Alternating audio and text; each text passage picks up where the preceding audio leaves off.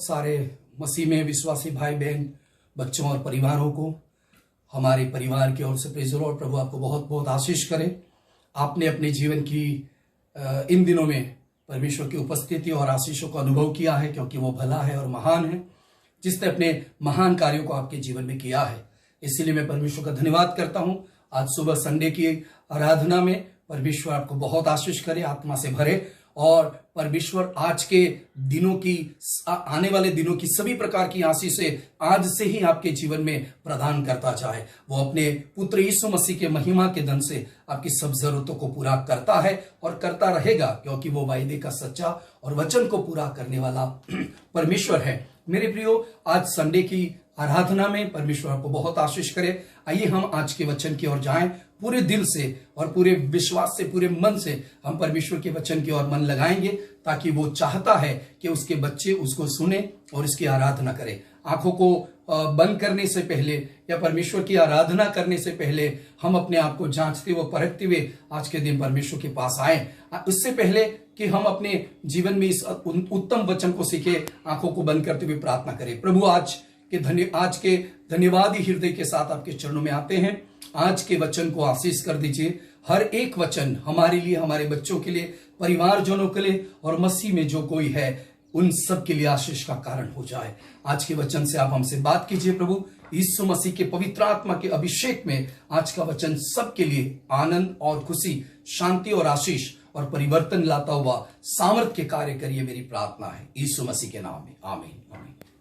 Praise the Lord. परमेश्वर आपको बहुत आशीष करे। आइए हम वचन की ओर जाए। गलातियों की पत्री 3 अध्याय उसकी 3 और 4 आयत को पढ़ेंगे। गलातियों की पत्री 3 अध्याय उसकी 3 और 4 आयत को, परमेश्वर के वचन को हम पढ़ेंगे। क्या तुम ऐसे निर्बुद्ध हो कि आत्मा की रीति पर आरंभ करके अब शरीर की रीति पर अंत करोगे? क्या तुमने इतना दुख व्यर्थ ही उठाया? कदाचित व्यर्थ नहीं। जो तुम्हें आत्मा का दान करता और तुम में सामर्थ के काम करता है, वह क्या व्यवस्था के कामों से या सुसमाचार पर विश्वास से ऐसा करता है? प्रभु आपको इस वचन के द्वारा आशीष करे, क्योंकि परमेश्वर कितना महान है। इस महान करुणा और दया को हम स्मरण करते हुए और उसके अद्भुत कार्यों को याद करते हुए हम आगे बढ़ते जाएं। आज हम उसकी उपस्थिति को और उसके महान कार्यों को वर्णन करते हुए आगे बढ़ेंगे, क्योंकि उसने हमारे भीतर बड़े और महान कार्य किए हैं और उन बातों को हम भूल ना जाए। जिस दिन आपने यीशु मसीह पर विश्वास किया, उसके पहले आप अंधकार में थे, दुख में थे, कष्ट में थे, पीड़ा में थे, चिंताओं और समस्याओं में थे। उस समय आपके पास जो कुछ था वो सब आपके सामने बहुत दुखदायी और कष्टदायी था, और आप ऐसा जीवन जो संसार से जुड़ा हुआ था, सांसारिक रीति से जुड़ा हुआ था, जो शारीरिक और सब प्रकार की अंधकार और दुख से भरा जीवन जी रहे थे, उस जीवन को आपने इस तरह से देखा कि वो बहुत वेदना से और पीड़ा से और कष्टों से भरा हुआ है। ऐसे समय में परमेश्वर का हम धन्यवाद करते हैं कि ऐसे समय में उसने अपने पुत्र यीशु मसीह में हमें उद्धार और पापों की क्षमा दी। वो जीवन का वचन आपके पास आया। वचन में लिखा है, यीशु मसीह आज से 2020 साल पहले हमारे लिए क्रूस पर मरा और उसने सारे मानव जात के लिए अपना बलिदान दिया। वो सुसमाचार जो यीशु मसीह के मारे जाने, गाड़े जाने और जी उठने की सुसमाचार, जो हमें उद्धार देती है, हमें पापों की क्षमा देती है, हमारे कष्ट, रोग और श्रापों से हमें मुक्त करती है और हमें जीवन की आशा देती है, परमेश्वर के पुत्र यीशु मसीह में हमारे जीवन में हमने प्राप्त किया। हमने यीशु मसीह पर विश्वास किया, उसी दिन हमें बहुत आनंद का जीवन मिला। उसी दिन से हम भक्ति, प्रार्थना और वचन में आगे बढ़ते गए। वो समय आत्मा की शुरुआत थी, क्योंकि आप तो पहले सांसारिक और शारीरिक जीवन जीते थे, कष्ट, दुख, वेदना और पीड़ा से भरा जीवन जीते थे। वो जीवन के अंदर आपने कभी भी आनंद या शांति को अनुभव नहीं किया। आप हर एक प्रकार की विपरीत परिस्थितियों का सामना करते हुए अपने दिन काट रहे थे, लेकिन धन्य है परमेश्वर ने अपने पुत्र यीशु मसीह में आपको पापों की क्षमा दी, आपको जीवन और शांति दिया, जीवन जीने का अनमोल वचन दिया आपको। और इस वचन के द्वारा आपने अपने आत्मिक जीवन की यात्रा को शुरू किया, आपने अपने आत्मिक जीवन की शुरुआत की और आत्मिक जीवन में आप बढ़ते गए। आप घर में प्रार्थना करने लगे, आप पत्नी बच्चों के साथ अच्छा व्यवहार करने लगे, आपके जीवन में बहुत आनंद और खुशी आने लगी। आपके पास जो कुछ कमाते थे, जो कुछ था, उसी में आप संतुष्ट मान रहे थे। बहुत आनंद के दिन आप बिता रहे थे और प्रतिदिन आप परमेश्वर का धन्यवाद करते थे। आपको वचन पढ़ना और प्रार्थना करना बहुत अच्छा लगता था। आपको चर्च जाना बहुत आनंदित लगता था। अपने भाइयों और परिवारों और बहनों से, बच्चों से मिलना आपके लिए बहुत आनंद की बात थी, क्योंकि वो आत्मा की चलाए चलने का, ये आत्मा के उस उन्माद और उत्साह से भरा हुआ जीवन था। और इस जीवन को जीते जीते आप बहुत आगे बढ़ गए। आपने प्रतिदिन दूसरों को सुसमाचार देना शुरू किया। आपने अपने जीवन में यीशु मसीह को अनुभव किया और आत्मा की सामर्थ को अनुभव किया। अद्भुत चमत्कारों और महान आशीषों को अनुभव किया। वो आप लोगों तक बांटने लगे। आपने अपने भाई बहने, रिश्तेदार, माँ बाप और ऐसे मित्रों के साथ भी आपने सुसमाचार को बांटा और कहा यीशु मसीह सच में महान है। वो हमारे जीवन में अद्भुत कार्य करता है। जो उसने मेरे जीवन में किया है वही मैं आपसे कहता हूं। वही बातें आप दूसरों के सामने दोहराते थे, कहते थे और सुसमाचार देना आपको बहुत आनंद लगता था, क्योंकि वे आत्मा की बात थी। मेरे प्रियो, आपके जीवन में जिसने परिवर्तन लाया, आपके जीवन को जिसने बदला, आपके जीवन को जिसने शांति आनंद से भरा, उस महान प्रभु यीशु मसीह की पवित्र आत्मा के द्वारा आप अगुवाई पा रहे थे। आपको बहुत आनंद का और शांति का जीवन मिला। लेकिन मेरे प्रियो, कुछ समयों से पहले हम देख रहे हैं कि जब से कोरोना की बीमारी आई और लॉकडाउन की शुरुआत हुई, पहला हफ्ता और दूसरा हफ्ता ऐसे ही बीत गया और वो शायद परमेश्वर की उपस्थिति में आपने बिताया। लेकिन जैसे जैसे दिन बढ़ते गए, लोग कुड़कुड़ाने लगे। लोगों को बहुत दुख होने लगा, क्योंकि उनकी नौकरियां छूट गई। वो घर में बैठे हुए थे, उनके पास आमदनी नहीं थी या कमाने का कोई जरिया नहीं था। वो घर से बाहर नहीं निकल रहे थे। ऐसे समय में मसीह लोग भी कुड़कुड़ाने लगे। मसीह लोग घर में बोर होने लगे। मसीह लोग चिंतित होने लगे। क्या करेंगे, कैसे करेंगे, हमारा भविष्य क्या होगा? मेरे प्रियो, ये कुड़कुड़ाने का समय नहीं है। आत्मा के द्वारा आगे बढ़ने का समय है। पवित्र आत्मा के द्वारा आपको जीवन जीना है। आपको धन्यवाद और प्रार्थना के साथ आत्मिक जीवन के लिए आगे बढ़ना है। ऐसे जीवन के लिए आपको परमेश्वर ने चुना है।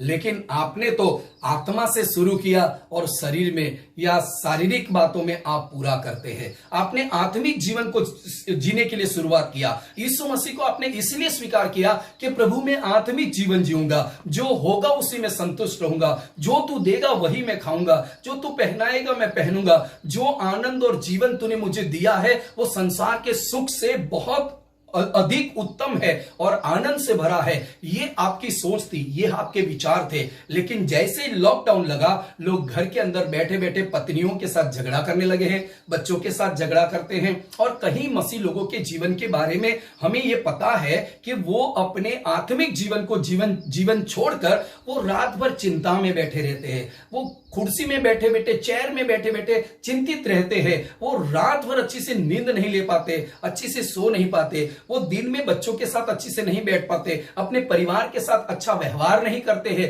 वो चिड़चिड़ापन, गुस्सेल स्वभाव और क्रोधी स्वभाव ऐसे मसीहों के जीवन में आ गया है और वो अपने घर के अंदर और घर के बाहर अपने जीवन को आत्मिक रीति से नहीं जी रहे हैं। उन्हें अब प्रार्थना करना कंटाला लगता है। अभी उनके परिवार के साथ बैठकर परमेश्वर की उपस्थिति में आना उन्हें अच्छा नहीं लगता, उनका मन ही नहीं लगता। इसलिए क्योंकि शुरुआत तो आत्मा से की थी, लेकिन लॉकडाउन के समय में पैसों ने मानी पैसे और नौकरी की चिंता इस कदर बढ़ गई कि अब परमेश्वर की उपस्थिति में मन नहीं लगता, प्रार्थना करने का मन नहीं लगता। उन्होंने आत्मा से तो शुरुआत किया, लेकिन संसार की चिंता और जगत की मोह माया इस कदर आकर बैठ गई है कि आपको दबा दिया है।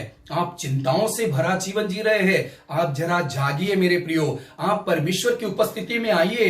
ये जीवन जो आपको परमेश्वर ने दिया है वो अनमोल आनंद से और आशीषों से भरने के लिए दिया है।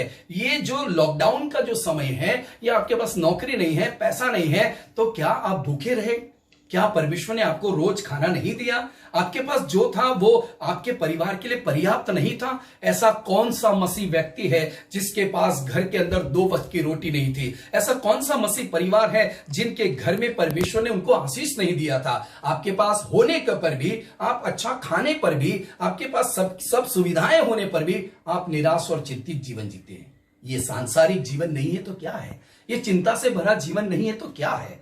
ये आपने जो आत्मा के द्वारा शुरुआत किया था, पवित्र यीशु मसीह की उपस्थिति में, परमेश्वर के प्रेम में, पवित्र आत्मा की भरपूरी में जो आपने पाया था शुरुआत करते हुए, वो आप लॉकडाउन के इन 2-3 महीनों में आप खो रहे हैं। आपके चेहरे पर चमक थी, आप सुसमाचार के तेजोमय प्रकाश से प्रकाशित हो गए थे, आपके ऊपर परमेश्वर के पुत्र यीशु मसीह का तेज था, लेकिन कुड़कुड़ाने और चिंता के वजह से आपके चेहरे उदास है, आप निराश और चिंतित जीवन जी रहे। आपके घर के अंदर ऐसा माहौल होता था कि आपके बच्चे और आपके परिवार बहुत खुश रहते थे, लेकिन आज देखो लॉकडाउन के समय में आप पूरे परिवार के अंदर चिंता का माहौल छाया हुआ है। क्या परमेश्वर कमजोर हो गया है? क्या वो अब्राहम, इसहाक और याकूब का परमेश्वर, जो वायदे का सच्चा और वचन को पूरा करने वाला परमेश्वर आपके साथ नहीं है? क्या वो लॉकडाउन और कोरोना की बीमारी के वजह से आपके घर के अंदर की उपस्थिति और आपके साथ की जो उपस्थिति का उसने वादा किया था, वो वादा वो भूल गया है? क्या वो उसने आपको इस हालत में छोड़ दिया है? ना मेरे प्रियो, वो वायदे का सच्चा और वचन को पूरा करने वाला परमेश्वर है। वो आपको कभी नहीं भूलेगा, लेकिन वो जानना चाहता है कि ऐसी कंडीशन में आप परमेश्वर के साथ कैसे रहते हैं। क्या आप ऐसी कंडीशन में ही परमेश्वर की उपस्थिति में आत्मा से चल सकते हैं कि नहीं? ऐसी अवस्थाओं में आप अपने जीवन में परमेश्वर का धन्यवाद करते हैं कि नहीं? ऐसी अवस्थाओं में और ऐसे समय में परमेश्वर का धन्यवाद करना चाहिए, उसकी आराधना करनी चाहिए। उसके ऐसे वचन जो आपको प्रोत्साहित करते हैं, आपको धीरज देते हैं, आपको शांति और आनंद देते हैं, ऐसे वचनों का मनन करना चाहिए। पति पत्नी और बच्चों के साथ मिलकर एक दूसरों को आत्मिक जीवन के लिए प्रोत्साहित करना चाहिए। फोन करके हमारे मित्र और भाई बहनों को परमेश्वर के वचन के द्वारा प्रोत्साहित करना चाहिए। आपको ये आत्मिक जीवन जीना चाहिए था। आपने आत्मा से शुरू किया है, लेकिन आप संसार और शारीरिक जीवन में पूरा करने की कोशिश कर रहे हैं। क्या मेरे प्रियो, धन सब कुछ है? पैसा हमारी जरूरतों को पूरा कर सकता है? यदि ऐसा था तो आपने यीशु मसीह पर विश्वास किया, उसके पहले का जीवन क्या था? आप उस बात को सोचिए। जिस दिन आपने यीशु मसीह पर विश्वास किया था, क्या वो दिन आपके जीवन के अंदर वो सारी चीजें नहीं थी? जब आपने यीशु मसीह पर विश्वास किया तो आप इस आत्मिक जीवन को क्यों खो रहे हैं? परमेश्वर अपने पुत्र यीशु मसीह के महिमा के धन से सब कुछ पूरा करने का वादा करता है, और वो सब पूरा करेगा, सब कुछ देगा। क्योंकि वचन में लिखा है कि जो कोई व्यक्ति परमेश्वर के पुत्र यीशु मसीह पर विश्वास करता है वो लज्जित नहीं होगा। जिसने सुसमाचार पर विश्वास किया है, जिसने यीशु को उद्धारकर्ता के रूप में स्वीकार किया है, वो कभी लज्जित नहीं होंगे। आज भी वो आपकी जरूरतों को पूरा करने और आपको उत्तम से उत्तम आशीष देने के लिए सामर्थ्य है, पर आपका विश्वास कहां है? आपका जीवन, आपका आत्मिक जीवन अपाहिज हो गया है। आपके आत्मिक जीवन के अंदर लंगड़ापन आ गया है। आप आत्मिक जीवन को जीने के लिए जो उत्साही जीवन था, उस जीवन को आप खो रहे हैं। पैसा सब कुछ नहीं पूरा करेगा मेरे प्रियो। जो है उसी में संतुष्ट रहो। जो कुछ आपने खो दिया है वो आपको बढ़कर देने वाला परमेश्वर, आपने कभी सोचा नहीं ऐसी आशीष देने वाला परमेश्वर आपके साथ है। आपने कभी सोचा नहीं, आपकी आंखों ने कभी देखा नहीं, कानों ने कभी सुना नहीं, ऐसी आशीष देने के लिए वो सामर्थ्य है। आप थोड़ा धीरज के साथ आत्मा से चलिए, निराश मत होइए, कुड़कुड़ाना छोड़िए, चिंताओं में मत डूबिए, क्योंकि प्रभु का वचन कहता है चिंता करने से तुम जीवन का एक पल भी नहीं बढ़ा सकते। तो फिर क्यों चिंता करते हो? चिंता करने से अपने हाइट का एक हाथ भी नहीं बढ़ा सकते, तो आप क्यों चिंता करते हो? परमेश्वर आपकी सब जरूरतों को पूरा करने के लिए सामर्थ्य है। क्या वो आत्मिक जीवन जीने के लिए आपको ये वचन काफी नहीं है? क्या परमेश्वर जो आपके हृदय की शांति है वो वचन आपके लिए काफी नहीं है? वो परमेश्वर जिसने अपने पुत्र यीशु मसीह को आपके लिए क्रूस पर मरने दिया, क्या वो सब कुछ आपके लिए नहीं देगा?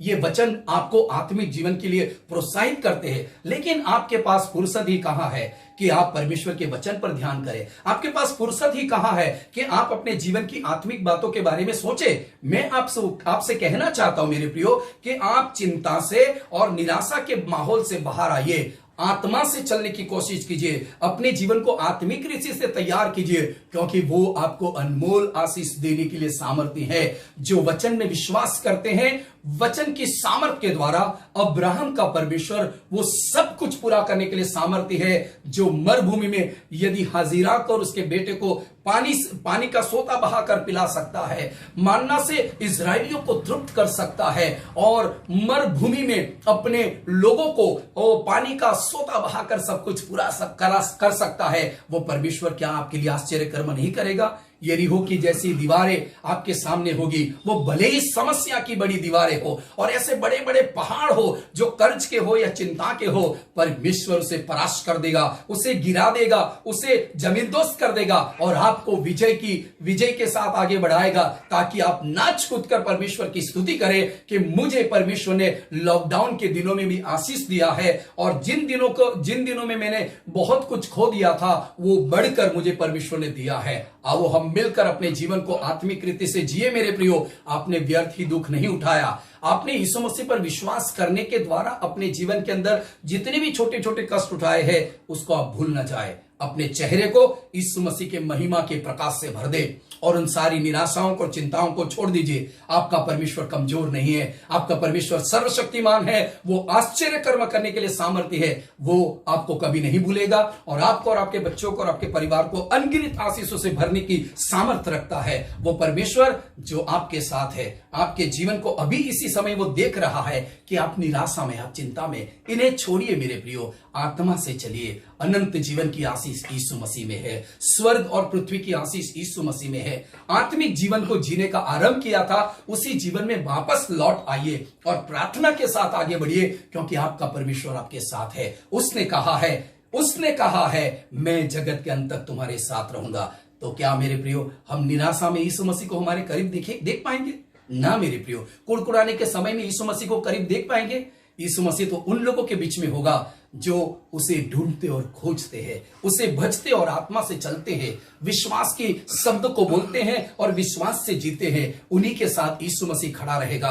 आपके साथ यीशु रहे, इसलिए आप आत्मा की और आत्मिक बातें और भक्ति और प्रार्थना की बातें करें। प्रभु आपको इस वचन से बहुत आशीष करे। आपने आरंभ आत्मा से किया है, आत्मिक जीवन से किया है, उसे शरीर में पूरा ना करें, बल्कि आत्मिक जीवन में ही चलाइए। आत्मा से शुरू किया, आत्मिक जीवन में ही पूरा करें। आप अपने जीवन के हर क्षेत्रों में परमेश्वर का धन्यवाद करते हुए आगे बढ़ेंगे।